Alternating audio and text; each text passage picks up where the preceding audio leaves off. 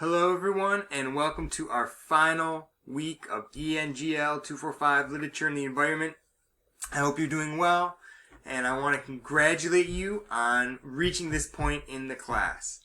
We've read a number of authors, we've read some fiction, some non-fiction, we've read essays, we've read some famous individuals, some less famous individuals. And we all took the time to explore how writers present their interactions with the natural world through their writing. And I hope along the way that you found some writers that maybe you already knew and fell back in love with, or maybe some writers that you didn't know and are now affectionate towards. And I'm very excited always to read this material when I get to teach this class, and I hope you enjoyed it as well. This week, your main focus is to write and finish your final course essay. You got two options for it. I'll go through them really quickly. We talked a little bit about it last week. You did some work developing your ideas last week. I'll be looking through those in the next few days and get you some feedback going forward. The essay is due on Friday this week. The class ends on Friday. You won't have access to the course after Friday, so everything needs to be turned in by the end of the day on Friday. I have to turn around the grading for those pretty quickly, so there's not a lot of time here afterwards to submit things. So keep that Friday time frame in mind. I know usually it's Sundays. This week it is Fridays. For the essay, you're going to be doing one of two things. You're either going to be looking at one author and pulling out some ideas from their work, or you're going to be looking at one theme and finding some authors that talk about those themes. We started the class with a handout about the elements of nature writing. It presented 10 different styles of nature writing. I think if you look back at everything that we've read, we covered almost all 10 styles of that nature writing. So if you're stuck with how to form a theme, or if you're stuck with how to find different authors to put together, look over that elements of nature writing list. I bet you could pick one of those elements and find 2 or 3 writers whose work reflected those ideas. You're going to be quoting and using sources for this essay. I have put together 2 mini projects, one on Michael Pollan and one on John McPhee. So if you're looking for a writer to explore, you can also review those as well. The close reading journal, which you've been working on all semester, I'll be looking at those this week and giving you grades on that. So really, if you have anything to add to that, do that no later than Tuesday, because I want to get to those on Wednesday and Thursday this week and give you some comments and grades on that. You finished a number of reading responses, you finished a number of discussion assignments, you watched some videos, you've done a lot of work, so congratulations. And like I said, I hope you found some of the reading memorable. I want to end this final lecture with a quote from one of my favorite authors of them all,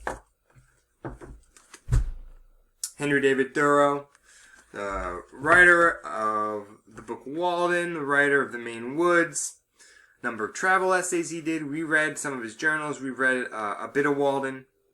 He says in Walden, towards the end in the final chapter, Spring, "Our village life would stagnate if it were not for the unexplored forests and meadows which surround it. We need the tonic of wilderness, to wade sometimes in marshes where the bittern and the meadow hen lurk, and hear the booming of the snipe, to smell the whispering sedge where only some wilder and more solitary fowl builds her nest, and the mink crawls with its belly close to the ground. At the same time that we are earnest to explore and learn all things, we require that all things be mysterious and unexplorable, the land and sea be infinitely wild, unsurveyed and unfathomed by us, because unfathomable. We can never have enough of nature.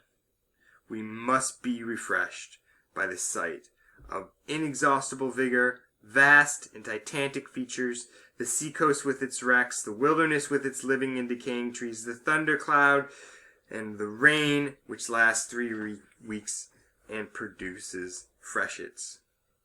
We need to witness our own limits transgressed, and some life pasturing freely where we never wander. We are cheered when we observe the vulture feeding on the carrion, which digests, disgusts, and disheartens us, and deriving health and strength from the repast. I love that passage, especially the idea that we can never have enough of nature, that we need the tonic of wilderness. I certainly feel that in my life. I think the writers that we've read this semester certainly feel that. I imagine if you took this class, you engaged in the reading and the writing, that you must feel that too. And it's good to know that there are other people out there that feel like I do, and Thoreau does, and Abby, and Dillard, and all the rest. So anyways, good luck on your essay this week. I'm looking forward to reading your final projects. I'm really always astounded by the ideas that are brought up in the class and the passion that people bring to the class. I want to congratulate you for completing the work, for completing this challenging semester. And I want to, from the bottom of my heart, wish you all the best going forward into my favorite season coming up, which is fall. Is there anything better than a Maine fall? I don't know. I think it's the best out here. Anyways, take care of yourself. And I'll be here in the fall, also outside. But I'll be here teaching. I'm a full-time professor here at SMCC. So if anything pops up in the fall, if you have any questions about other classes or need any recommendations or any kind of information about on-campus resources, please feel free to reach out. All the best to you and your family, and please take care.